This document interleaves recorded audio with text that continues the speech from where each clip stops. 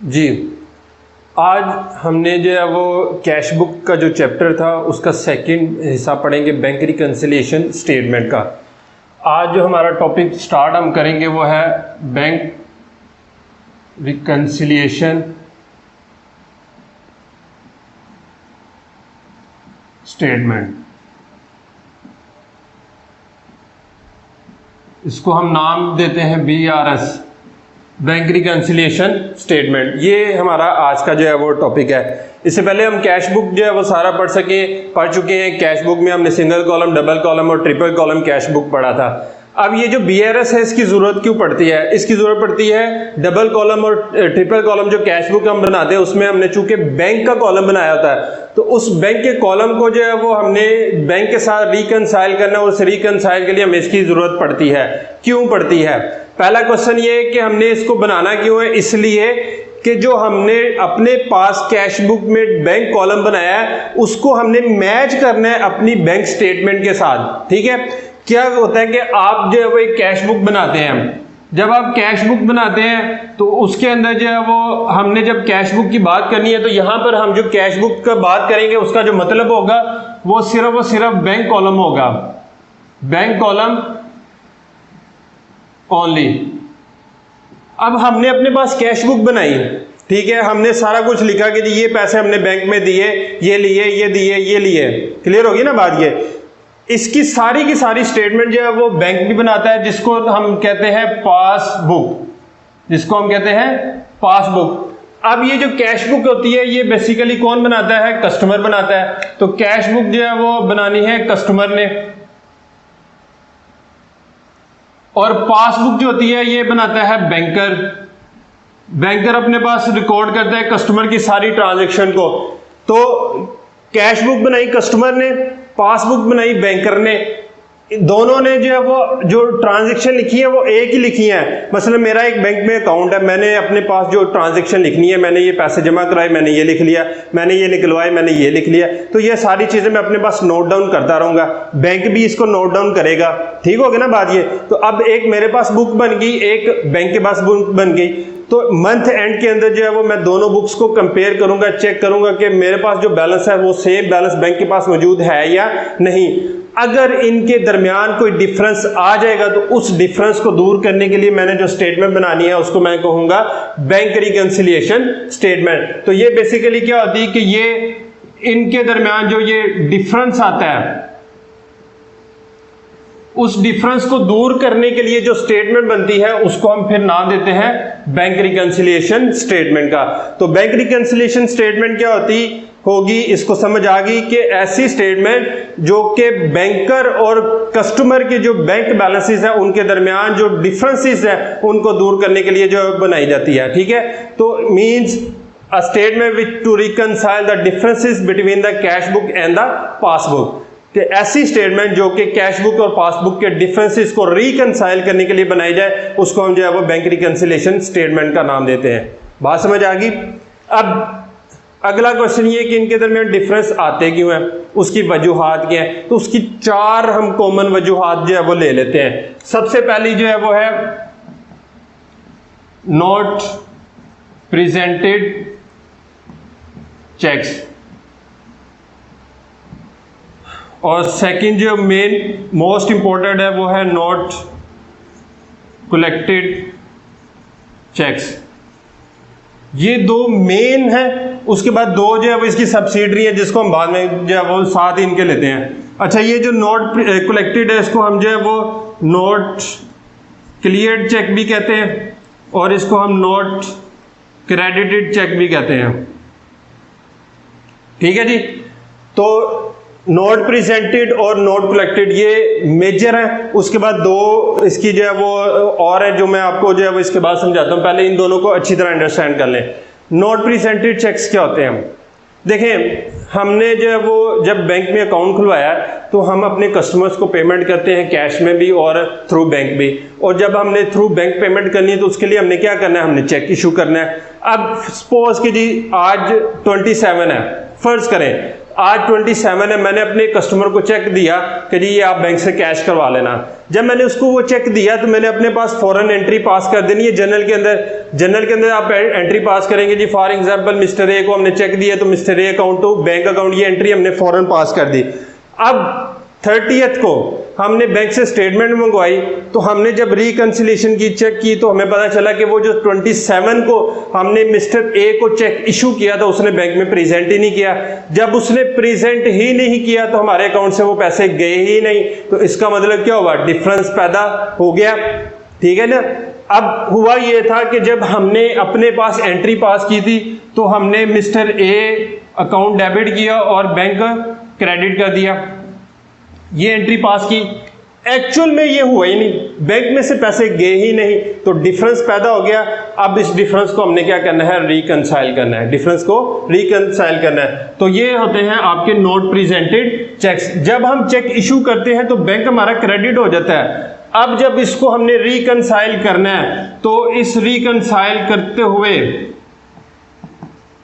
हमने अपने bank account को जो है वो क्या करना है, डेबिट कर देना। इसकी वजह से बैंक अकाउंट को इसकी वजह से डेबिट कर देना है। पहली बात ये समझ आ गई कि हमने जब ये नोट प्रेजेंटेड चेक्स होते क्या हैं कि ऐसे चेक्स जो कि हमने इशू किए हैं लेकिन कस्टमर ने आगे बैंक में प्रेजेंट ही नहीं किए तो लिहाजा डिफरेंस पैदा हो गया।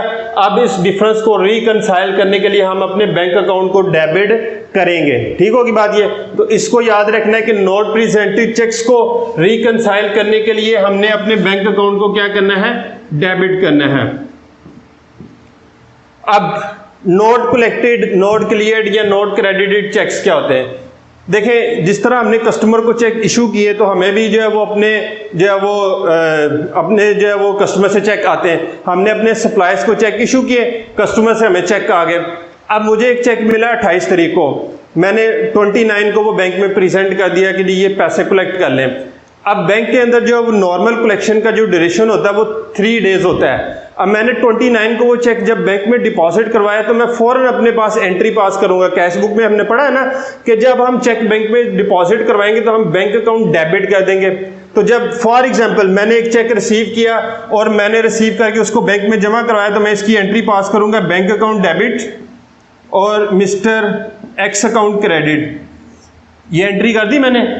अब जब मैंने 30th को वो स्टेटमेंट मंगवाई मुझे पता चला कि जी बैंक में तो ये पैसे आए ही नहीं जो मैंने यहाँ पर डेबिट किए हुए। मैंने ये जो डेबिट किए हुए थे बैंक में भी पैसे अभी तक पहुंचे ही नहीं, तो लिहाजा मेरा डिफरेंस पैदा हो गया। अब मैंने इस डिफरेंस को करना है रिकंसाइल। तो मैंने इसको जब रिकंसाइल करना है तो मैं इसकी वजह से अपना जो बैंक अकाउंट है जिसको पहले मैंने डेबिट किया था अब मैं उलट कर दूंगा। तो उलट करते हुए मैं इसको अपने बैंक अकाउंट को इसकी वजह से क्या कर दूंगा, क्रेडिट कर दूंगा। तो लिहाजा not collected, not clear cheque की वजह से मेरा जो बैंक है वो क्रेडिट हो जाएगा, ठीक होगी बात ये 2 मेजर थी। अब आ जाए जो इनसे हटके हैं। देखिए, जब हम बैंक में अकाउंट ओपन करवाते हैं तो बैंक वाले उसके ऊपर सर्विस चार्जेस चार्ज करते हैं, ठीक है। बैंक ने कोई इंटरेस्ट चार्ज करना है, कोई सर्विस चार्जेस चार्ज करने हैं, चेकबुक के पैसे काटने हैं और डिफरेंट जो इस तरह के टैक्सेस काटने हैं। अब ये सारे के सारे जो एक्सपेंसेस हैं ये हमें साथ साथ नहीं पता चलते, ठीक है। ये जब हम मंथ एंड होता है तो हम स्टेटमेंट मंगवाते हैं, हमें पता चलता है कि जी बैंक ने ये चार्जेस काट लिए, ये काट लिए, ये काट लिए, ये काट लिए। इसकी वजह से डिफरेंस पैदा हो गया क्योंकि बैंक ने तो वो काट के हमारे अकाउंट से पैसे वो डिडक्ट कर दिए। हमें जब वो पता ही नहीं था, हमने उसकी एंट्री ही नहीं की, तो अब डिफरेंस पैदा हो गया। इन सारे एक्सपेंसेस को हम इन शॉर्ट कहते हैं कि एक्सपेंसेस, अनरिकॉर्डेड एक्सपेंसेस। ऐसे एक्सपेंसेस जो सिर्फ और सिर्फ पासबुक में लिखे हुए हैं, कैश बुक में नहीं थे। हमें जब पता चलेगा जब हम स्टेटमेंट मंगाएंगे तो इसका मतलब है कि अनरिकॉर्डेड एक्सपेंसेस हम रहा थे कि ऐसे एक्सपेंसेस जो कि ओनली इन पासबुक, जो सिर्फ पासबुक में मौजूद थे, कैश बुक में नहीं थे। हमें चूंकि पता ही नहीं था तो लिहाजा हमने लिखना ही नहीं था। अब जब हमें पता चला है तो उसकी वजह से क्या होगा कि जब हम ये एक्सपेंसेस अपने पास रिकॉर्ड करेंगे तो इन एक्सपेंसेस की वजह से हमारे बैंक से पैसे जाएंगे। बैंक हमारा एसिड है, एसिड डिक्रीज होगा जब इन एक्सपेंसेस को हम रिकॉर्ड करेंगे। तो इनकी वजह से जो हमारा बैंक अकाउंट है, जब हमने इनको अपने पास रिकॉर्ड करना है तो उस सूरत में उस वक्त हमारा जो बैंक अकाउंट है वो इनकी वजह से क्या हो जाएगा, क्रेडिट हो जाएगा। ठीक है जी। तो ये थी इसकी थर्ड रीजन जिसकी वजह से हमारे जो है वो कैश बुक और पासबुक में डिफरेंस पैदा हो जाता है। तो जब उसको हमने रिकंसाइल करना है, उसको करेक्ट करना है, तो उसके लिए हम अपने बैंक अकाउंट को क्रेडिट कर देंगे। नंबर फोर्थ जो लास्ट है, देखिए जिस तरह बैंक हमारे जो है वो अकाउंट से पैसे डिडक्ट कर लेता है, तो इसी तरह बैंक हमें जो है वो कुछ जो है वो इंटरेस्ट भी पे करता है, प्रॉफिट भी पे करता है। अब वो बैंक हमारे अकाउंट में डायरेक्टली डिपॉजिट कर देता है, हमें पता ही नहीं होता। एक बात तो ये। दूसरी बात ये कि हमारे किसी कस्टमर के पास हमारा बैंक अकाउंट मौजूद था, उसने डायरेक्टली जाके हमारे बैंक में वो पैसे जमा करवा दिए, हमें पता ही नहीं था। दो चीज़ें हो गई ना। तो ऐसी तमाम जो है वो अमाउंट्स जो हमारे बैंक में डिपॉजिट हुई हैं बट हमें पता ही नहीं था, वो सिर्फ पासबुक में मौजूद थी। जब हमने वो बैंक स्टेटमेंट मंगवाई फिर हमें पता चला कि जी हाँ ठीक है, ये बैंक में पैसा है, ये भी आए, ये भी आए, ये भी आए। ठीक है, कहाँ से है वो सोर्सेज हमें पता चल जाएंगे। तो इसका मतलब ये हुआ कि ये सारी की सारी हमारी इनकम्स हैं, सारी की सारी इनकम्स हैं जो हमारे बैंक में जमा हुई हैं। देखिए एक्सपेंसेस से बैंक से पैसे जाएंगे और इनकम की वजह से बैंक में पैसे आएंगे। तो अब ये वो अनरिकॉर्डेड इनकम थी जिसकी वजह से हमारा बैंक बैलेंस इंक्रीज हुआ था, बट हमें इसकी इन्फॉर्मेशन ही नहीं थी क्योंकि हमारे पास बैंक स्टेटमेंट उस वक्त मौजूद ही नहीं थी। जब ये स्टेटमेंट आएगी पता चल गया कि जी ये बैंक के अंदर जो है वो ये इनकम आई हुई थी, लेकिन हमने अपने पास चूंकि रिकॉर्ड नहीं की हुई थी, तो इसको हम क्या कहेंगे, अनरिकॉर्डेड इनकम। तो ये जो है वो आपका थर्ड था और ये आपका फोर्थ रीजन है, अनरिकॉर्डेड इनकम। अच्छा, ये अनरिकॉर्डेड जो है वो बात हो रही है कैश बुक के लिहाज से, अनरिकॉर्डेड इन कैश बुक, कि ये दोनों चीजें जो है वो कैश बुक में नहीं लिखी हुई थी। किस में लिखी हुई थी, सिर्फ पासबुक के अंदर, ओनली इन पासबुक। अब जब इस इनकम का हमें इंफॉर्मेशन मिली, हमें पता चला कि इसकी वजह से हमारा बैंक बैलेंस इंक्रीज हुआ है, एसिड है, इंक्रीज होगा तो बैंक इसकी वजह से जो है वो हमारा क्या हो जाएगा, डेबिट हो जाएगा। तो लिहाजा इसकी वजह से जब हमने अपनी स्टेटमेंट को रिकंसाइल करना है तो हम अपने बैंक अकाउंट को जो है वो डेबिट कर देंगे। मेरी बात समझ आ गई। तो ये चार मेजर रीजन थी जिनकी वजह से डिफरेंस पैदा होता है, और इन चारों को जब हमने रिकंसाइल करना है तो उसका जो है वो इफेक्ट मैंने बता दिया है कि जब एनपी को हमने जो है वो नॉट प्रेजेंटेड चेक्स को रिकंसाइल करना है तो बैंक को डेबिट करना है। अगर हमने नॉट क्रेडिटेड चेक्स को जो है वो जब रिकंसाइल करना है तो बैंक क्रेडिट करना है। अगर हमने अनरिकॉर्डेड एक्सपेंसेस को रिकंसाइल करना है तो बैंक क्रेडिट करना है। अगर हमने अनरिकॉर्डेड इनकम को रिकंसाइल करना है तो बैंक डेबिट करना है। क्लियर होगी ना बात ये। अब ये वो जो है वो चार मेजर रीजन थे जिनकी वजह से हमारा जो है वो कैश बुक और पासबुक में डिफरेंस पैदा होता है, जिनको हमने रिकंसाइल करना है। ठीक है, बाकी इनकी जो डिटेल है, मतलब ये दोनों तो सिंपल है ना कि एनपी और एनसी का हमें पता चलेगा कि ये नोट प्रेजेंटेड है, ये नोट जो है वो कलेक्टेड है। असल बात आती है कि ये इनकम और एक्सपेंसेस के ऊपर कि कौन सा एक्सपेंस है और कौन सी इनकम है। तो उसको हमने समझना यही है कि हमारे अकाउंट से जिन जिन चीज़ों से पैसे जाएंगे वो हमारे एक्सपेंसेस और जिन से पैसे आएंगे वो हमारे इनकम है। ठीक है, इनको हमने अंडरस्टैंड करके जो है वो अपने सवाल के अंदर जो है वो इसको देखना होता है। क्लियर होगी ना बात ये।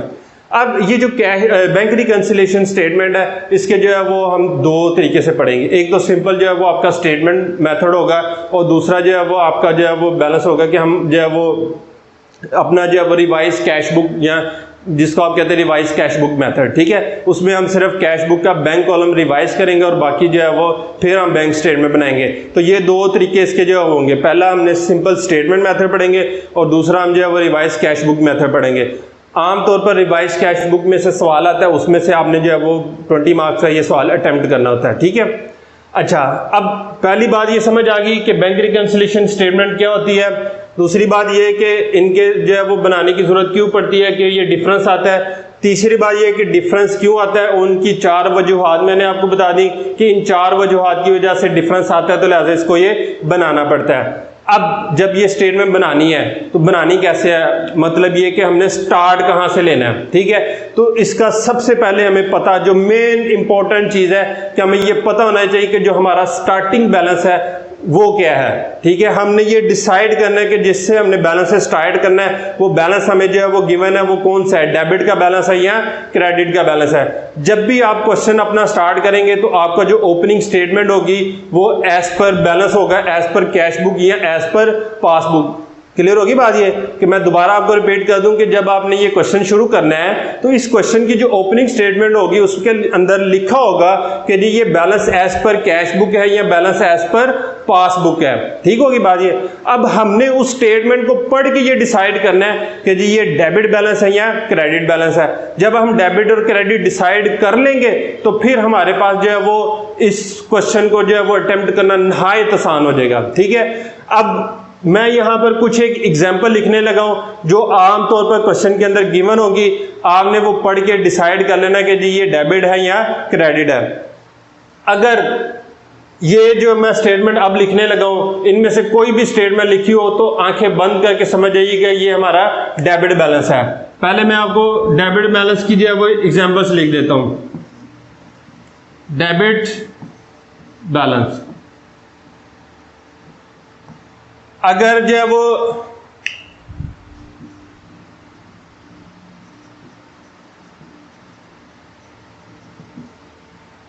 डेबिट बैलेंस स्टेटमेंट क्वेश्चन के अंदर ये वाली स्टेटमेंट्स अगर गिवन होगी तो इट मींस कि ये हमारा डेबिट बैलेंस है। कौन कौन सी?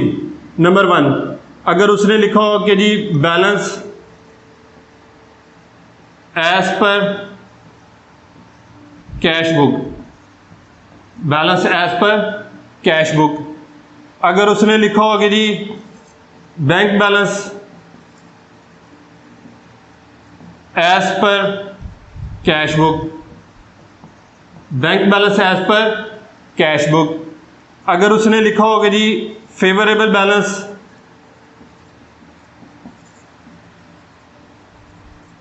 एज पर कैश बुक,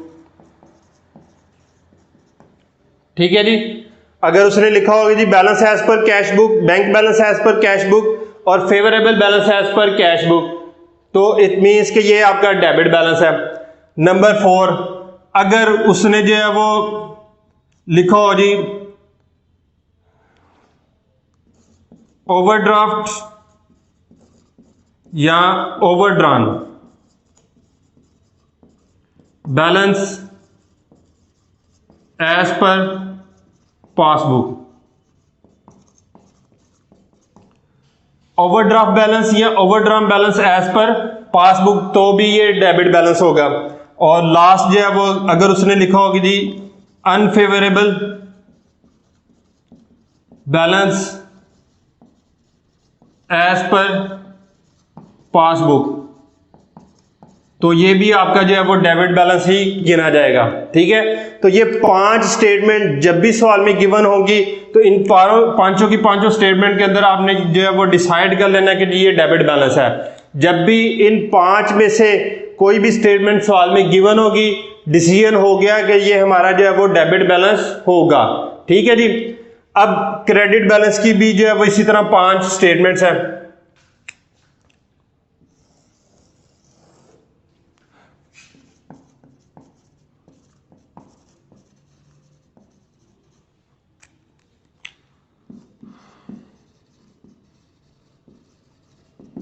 अगर सवाल के अंदर ये स्टेटमेंट्स गिवन होंगी जो मैं अब बनाने लगा हूं, अगर सवाल के अंदर ये स्टेटमेंट्स गिवन होंगी तो इट मींस कि ये क्रेडिट बैलेंस होगा, ठीक है। जब भी ये 5 स्टेटमेंट गिवन होगी क्रेडिट बैलेंस जो है वो डिसाइड हो जाएगा। कौन कौन सी statement? Number 1 balance as per passbook, number 2 bank balance as per passbook, number 3 favourable balance as per passbook, जब भी ये 3 स्टेटमेंट होगी पासबुक की तो इट मीन्स कि ये आपका क्रेडिट बैलेंस है। अगर लिखा होगा जी ओवरड्राफ्ट या overdrawn balance as per cash book, अगर लिखा होगा जी ओवरड्राफ्ट या overdrawn balance as per cash book, तो इसका भी मतलब यही होगा कि ये हमारा जो है वो क्रेडिट बैलेंस है, ठीक है। और लास्ट जो है वो अगर लिखा होगा जी unfavourable balance as per cash book, तो ये भी हमारा क्रेडिट बैलेंस ही गिना जाएगा। तो डेबिट की ये 5 सूरतें हैं, क्रेडिट की भी ये 5 सूरतें हैं, ठीक होगी बात। ये जब भी सवाल के अंदर जो है वो आपको जो है वो स्टेटमेंट ये गिवन होगी इन 5 में से कोई, तो आपने समझ जाना है कि ये अगर जो है वो ये 5 गिवन है तो डेबिट है, और अगर ये 5 गिवन है तो ये क्रेडिट बैलेंस है। यहां तक कोई कंफ्यूजन, कोई क्वेश्चन, कोई मसला?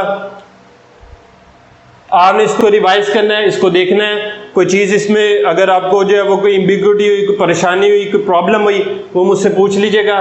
कल हम इससे अगला हिस्सा जो है वो, ये अभी BRS का इंट्रो चल रहा है, आज का लेक्चर इतना काफ़ी है, कल इससे बकिया इंट्रो का लेक्चर मैं आपको समझा दूंगा कि हमने इसके क्वेश्चन को कैसे अटेम्प्ट करना है, कौन से टेक्निक इस्तेमाल करनी है, टेक्निक कौन सी इस्तेमाल करनी है, उसके बाद फिर हम इनके क्वेश्चंस की तरफ आ जाएंगे, ठीक है।